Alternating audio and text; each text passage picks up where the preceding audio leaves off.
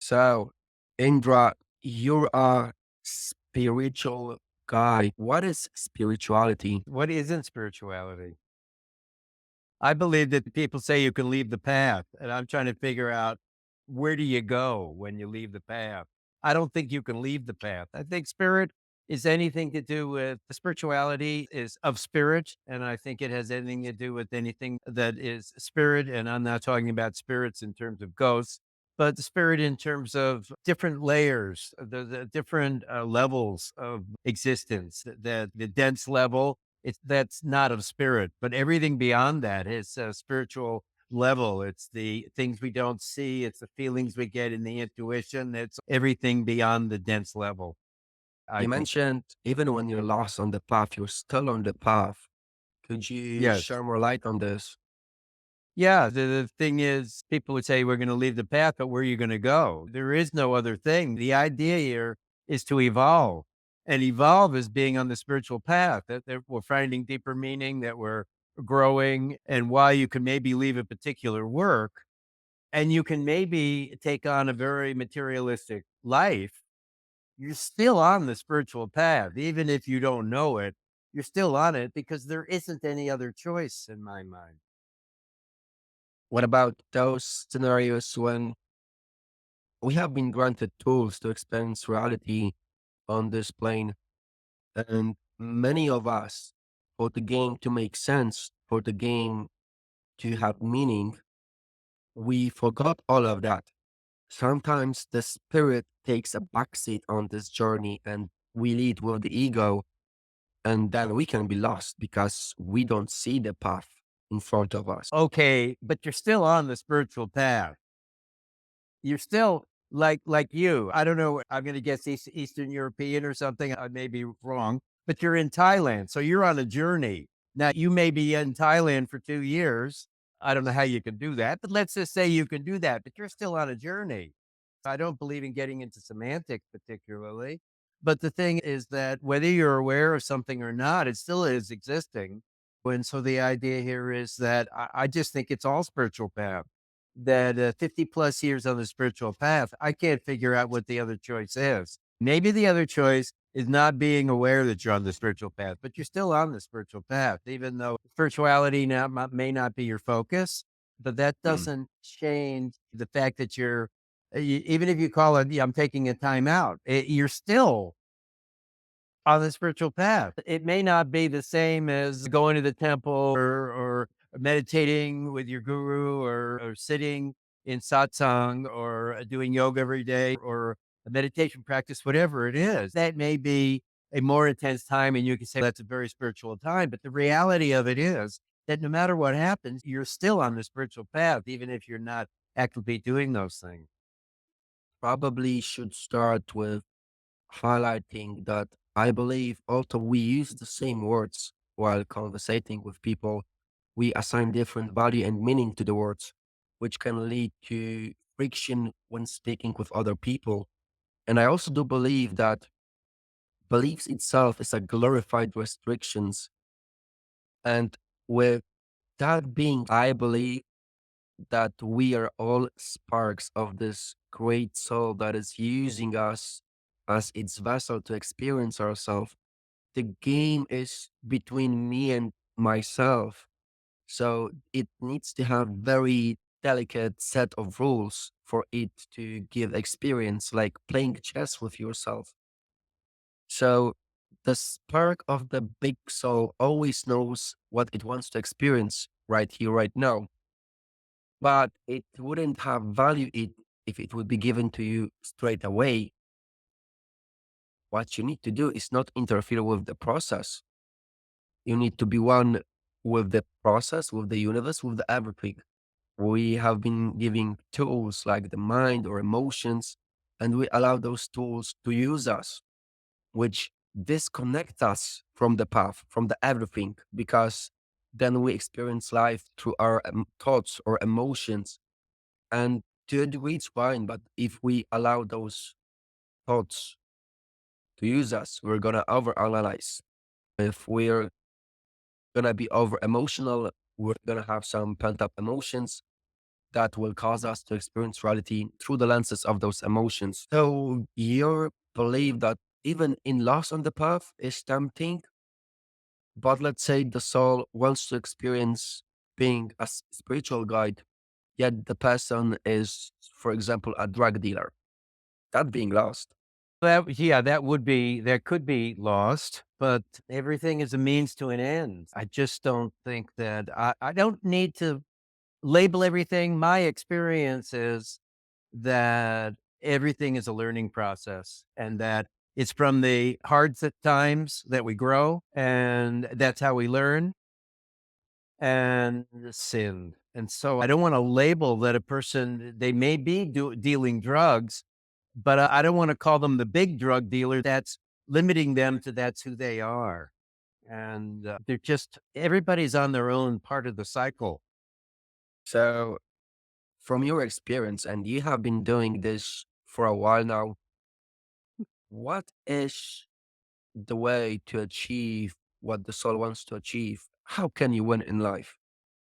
Okay, so we're saying the same thing. Winning and game aren't really my words, but I would say that you have to, in order to experience life in the moment, in order to experience the deepest levels that are at all periods, you have to get out of the way you have to get out of the way whatever is blocking those experiences. And what's blocking those experiences are the things that take us out of the moment, the past and the future, the thinking. So the way to do it is by letting go of the thinking, by being in the moment, by not having any opinions, by being free without any judgments about what is or isn't happening.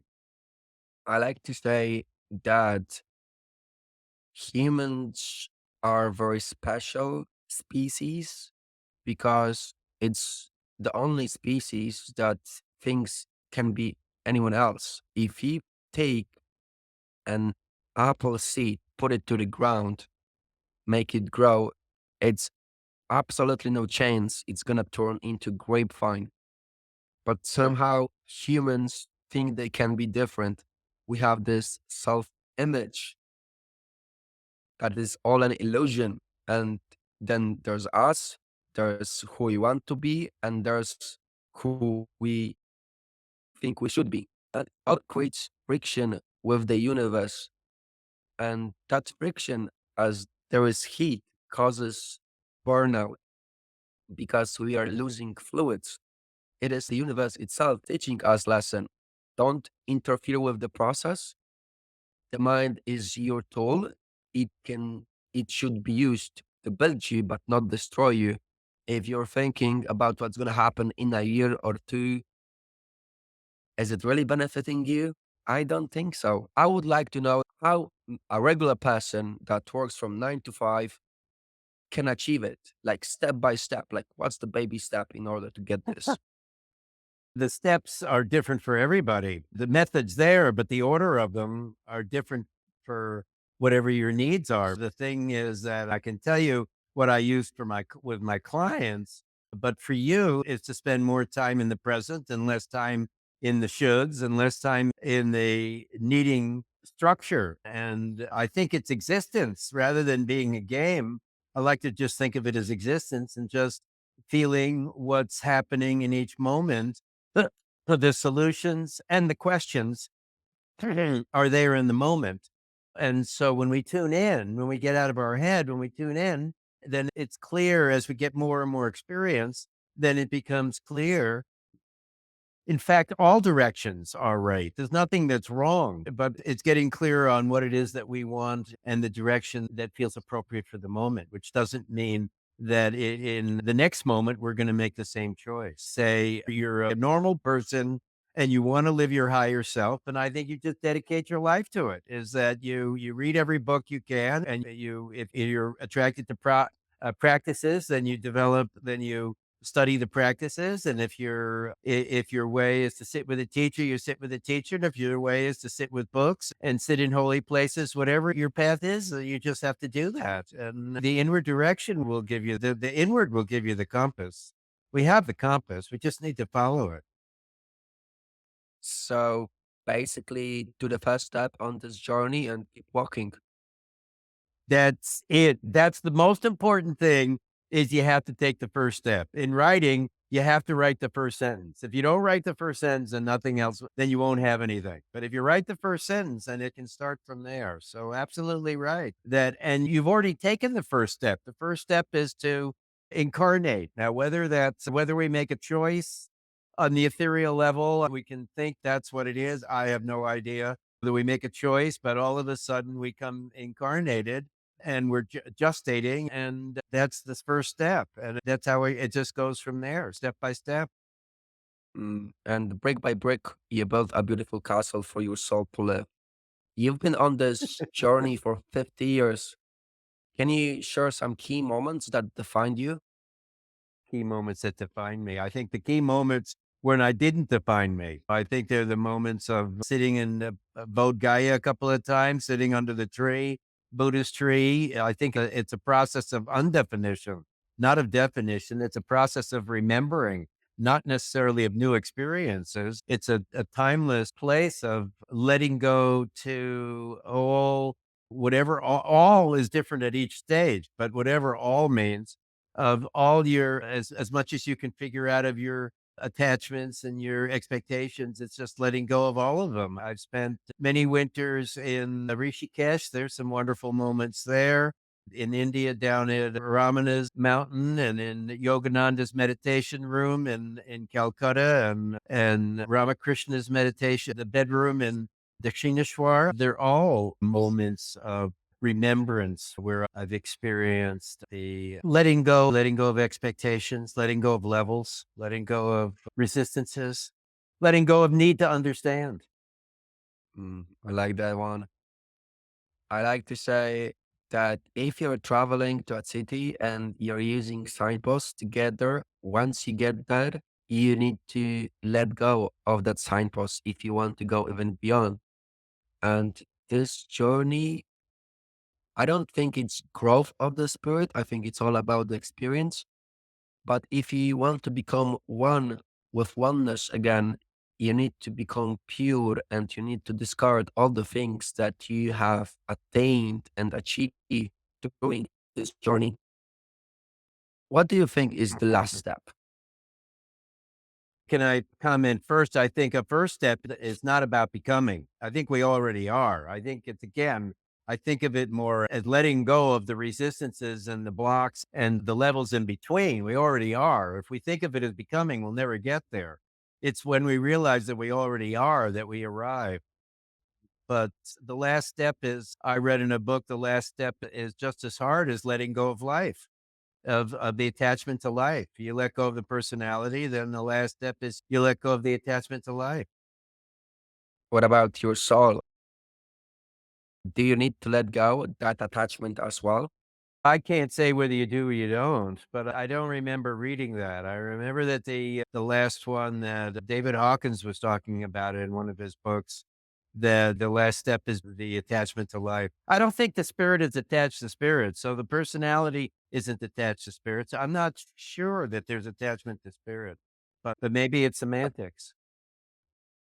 Maybe it is, but what I'm saying, attachment is like the energy link, this chain that will keep you in place and disable your abilities to move beyond. So attachment is not serving you. And even if you put some great things after the attachment, it's still not going to serve you. It's still going to be a slave master for you. So even if the spirit or the soul or life is great, if you're attached to them, it's going to limit who you can be and what you can see. Of course, any attachments are attachments and they will be tested. I can imagine attachment to I don't know, this comes up in the moment. I don't know if I think this through, but I'll say it anyways. The attachment to being a soul, I'm not so worried about, but the attachment to having a soul, and a lot of my clients talk about the purpose. I think purpose is mostly in the ego. I think when they say, what's my purpose? I think they're mostly talking about ego, but I do think that there's a destiny, and the destiny is more of the soul. I don't think of it as much as a purpose in terms of that maybe there are things that we have to achieve, maybe there's goals, but I just think that they're fluid enough that whatever happens has got to be okay. And within that, I'm flowing with a greater destiny. But I think that if I talk, I don't think it's a purpose because I think that's stronger than I think there's in the free will. I don't think it's as strong as that we need to. That's the only solution. They say about the perfect mate. There's a lot of perfect mate. Your soulmate. There are a lot of soulmates. There may not just be one soulmate. There may be many of them. And so to think that it's only one way or one structure or one path, I just think is small minded. What values do you assign to the words like ego, free will, and destiny? Yeah, that's a good question. So the destiny, it's like the wind blowing you in a certain direction. Like the wind is strong enough that it pushes you in a way that you have to go with the wind. If it's strong enough, like a hurricane wind or a real storm, it pushes you a certain way. I think that's destiny. I think that it's not from within. The motivation isn't from within. I think the motivation is without yourself. I think that it's something outside ourselves that and everything. There's only us. So yes, of course, it's also us, but it seems to be outside that it pushes us. That's destiny. Ego's a funny one. I had a teacher that didn't like us to use the word ego. She said you can't see it. Doesn't it really exist? It's an idea. And so ego can be an identity, one of our an identity within us. It can be our a representation of who we are. A set of stories and preferences can be the ego, but it doesn't really exist because we can't put our finger on it. What was the last one you asked me about? It was free will. Yeah. My feeling about free will is that I think we have choice. I think we have both choice and no choice. In other words, because there's only the spiritual path, we can't really choose to leave it. So I think that within the framework that we have free will, but there's also whether you want to call it living a moral life. You mentioned the drug dealer, and let's say everybody's a drug dealer now. They're in Thailand now that it's become legal, so it may not have the stigma it used to. But the reality of it is that the free will is that we have some choice but we don't have complete choice. In other words, Mm. there's very few people who can stop breathing and still live, but there are a few. They have that free will, but most of us don't have that free will. I like to say free will is when you have free choice to do what you want, and that is only when you have an empty mind. Because if you have thoughts, those thoughts will lead you in the direction where the mind wants. So you're not free. And ego for me is very intriguing as well because, as you said, you cannot see it, but you also cannot see Wi Fi. And we can all use the fruits of Wi Fi and communicate with people from around the world. Society is another one of those beings.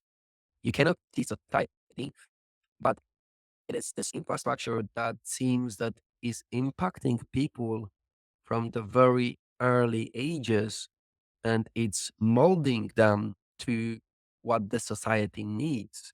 So society, although isn't real, is programming people to be what the society wants. What does freedom mean to you, and how can individuals achieve it in their own life? Yeah, the freedom is the ability to not have to do what you want to do.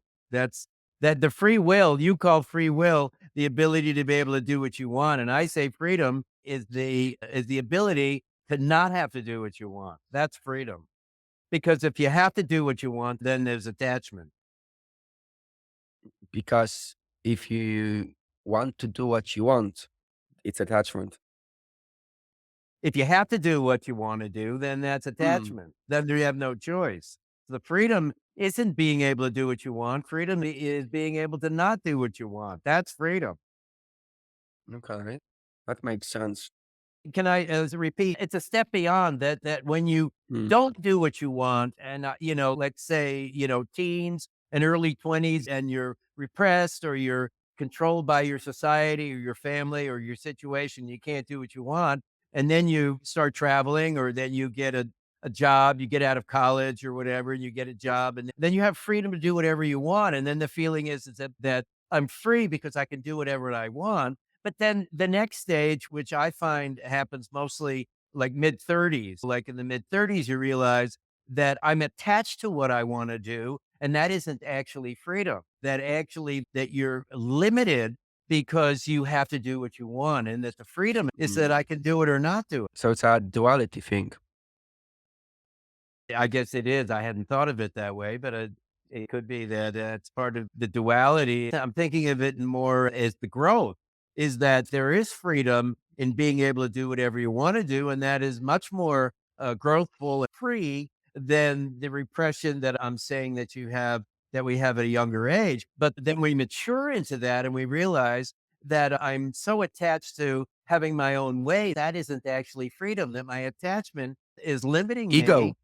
The ego, it can be ego, there can be a lot of other ideas. It can be insecurities, which I guess would be ego, that the can be conditioning, but isn't in the ego, but it's the conditioning that we think that we have the freedom to that we realize that a maturity comes and realize that we're more mature when we don't do what we want. And we have a desire. I'd be happy to eat pizza every night, but that's probably not such a great idea for me.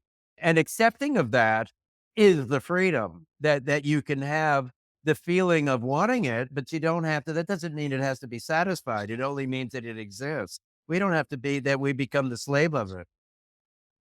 I definitely agree. The example I had in mind was going to a gym, and going to a gym in the West seems like it only depletes energy and decreases the lifespan, yet people feel that they need to do it and they keep on doing it. So I do agree with that. And I was looking at it from the dualistic perspective because it's all based on duality. So if you choose the longest route, it's going to become the shortest route. But if you choose the shortest route, you're going to have the longest route. Also, if you use a shortcut, you're going to get lost. But if you're going to choose to be lost, it's actually going to be a shortcut. So I'm coming from I'm this not su perspective. I'm not sure that there's any shortcut. I think we're all been working at 20 years to be discovered the overnight sensation. We all have to put in the Yeah. work at whatever level it seems. Maybe I there's think shortcuts. the shortcut is being lost like completely. If you using the short road, it's gonna be the long road. So use the long road and have a short road. If you are able to be lost, you're gonna have a shortcut. So it's a completely different process because if you do shortcuts, I definitely agree. Like when I use shortcuts in my life to get to a different location, I always get lost. So I don't do it. But spirituality, I prefer to be lost so I can be found. That lost is the lostness of letting go of the expectations and the conditioning. That's the loss you're talking about. And sure, that's how you get found. That's counterintuitive, the counterintuitive part of life. The meek shall inherit the earth. That by releasing, then by letting go of attachments, then it comes to you. It's the counterintuitive part of life. Yeah. Beautiful how it I, works. I, I think if I'm son of God, as all of us, and God loves me and have great things in store for me, so I can just sit and enjoy and don't interfere with the process. And it's very tough because all of us have thoughts, have emotions, have those resurfacing things from past lives, from our ancestors, karma. And that makes the life fun because if you think life, y- you absolutely know nothing about the life. If you say, I have no knowledge of life, will constantly impress you and surprise you, and it would be so amazing that it would be full of bless and amazing experiences. But for that, it takes times doing some spiritual practices that raise mindfulness and self awareness.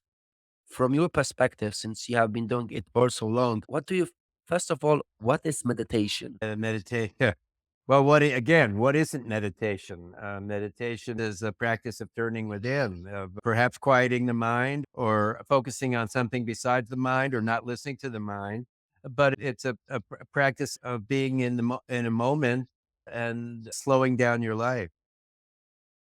And you can have walking meditation, you can have sitting meditation, you can have a meditative, you can even do your work in a meditative way. You can meditate every hour while you're working in your 9 to 5. Take a minute every hour and have a bell ring. Hopefully you can do that. And Mm, yeah, meditation has so many different meanings now than it used yeah, to as the spiritual life expands and as countless generations are now your generation, maybe whatever, one or two or three generations separate from my generation, it's just exploded. I've seen in 50 yeah. plus years, I've seen it explode all over the world. There's every corner of the world has a yoga studio now. It's unbelievable.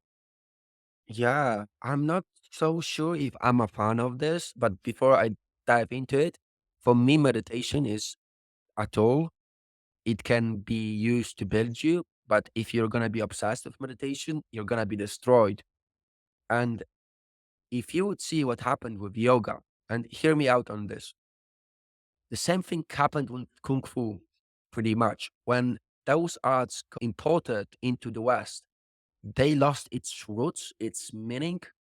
Back in the day, people were afraid of yogis because they were looking to get supernatural skills. And Right. these days, it's a fitness class. It's what people do to relax. And it's especially very visible with Kung Fu, which means hard work, which was used to develop your spirit. And now, once Bruce Lee imported it to the West, it is MMA. It is two guys fighting like cocks in a cage. It's it Well, seems people were not ready for that. yeah, obviously the modalities can be abused and they brought get into the West. And like you say, yoga becomes how you look and look what I can do and look at my yoga Yeah. clothes and how much I bend and how flexible I are. We're building egos rather than we're building our soul. But that is a while it is while there's accuracy in that, also accurate is that it's just a stage in a cycle. And I've seen this in 50 years. I've seen this so many times in terms of that it's that I don't want to throw the baby out with the bathwater. I think that the yoga studios are good. They can maybe get a little off track, but it's so much better than being the quote unquote drug dealer. And maybe that's only the ego thinking that I'm a do-gooder. But the fact is that I think that of course the teachings are going to be abused. This is universal. This is what happens. The teachings are going to go to their head and ego. They're going to have a power trip over it in one way or another. And everybody's going to be upset and everything's going to fall apart. And this is how we learn. This is the human experience. So I'm not Mm, as far as the fact that yoga can lead to bad things, absolutely. But the fact is that it's a much higher vibration than the world is in a much higher vibration than it used to be. mm, Even if there's also a lower vibration than it ever used to be, and this is like you say, duality, and it's like it's always this way. There's good and bad, or mm. what people call good and bad. And so I just let it be. I don't really care. If they're going to do it, they're going to do it, but they're going to learn from it. And then they're going to not do it. And then the next generation will pick it up and do it. And then until they learn not to do it. And yeah, It's life. I just don't care so much. Yeah, I agree. It always will be up and down, and that makes life interesting. From your perspective, what would be the best way to start, or not the best way, but just a start for those practices? It can be yoga, it can be meditation, it can be Tai Chi, anything. It doesn't matter. That's beautiful, and thank you for taking the best out because I probably would have stepped on that because there's no best. That's the point, and so I think those are great. But if it's having 6 abusive husbands or if it's being in AA for 20 years, I don't care. Whatever gets you there. Milarepa killed people, became the first started esoteric Buddhism, killed people. He was a black practitioner. He is without sin, cast the first stone. The path is whatever you need. And the variety is amazing that everybody is working out their own story. They're breaking loose of their own cocoon to become the butterfly in their own way. And it's so beautiful. Mm. There is the story about the lotus flower that grows from mud. And this is a perfect analogy that everyone deserves a second chance. And I think this is a great way to end. So if people would like to reach out to you, where can they find you? So I have a website by daytime. I'm an astrologer. I started with astrology more than 50 years ago, also, and it's what I always wanted to be. So I developed my own way of looking at astrology, using it as a tool to help people to wake up to who they really are, not who they think they are. And I have been given a number of different offerings in order, tools and modalities to place people in this life in order to be able to go beyond. The reading is only from essence to essence, but it's talking about whatever the blocks are in your particular alignment in order to get you to align with the higher self. So I have a website, indrarensler.com, that people can check out if they like. I'm on Facebook under my name if they want to check that out. I encourage everyone to check Indra stuff, which are below this video.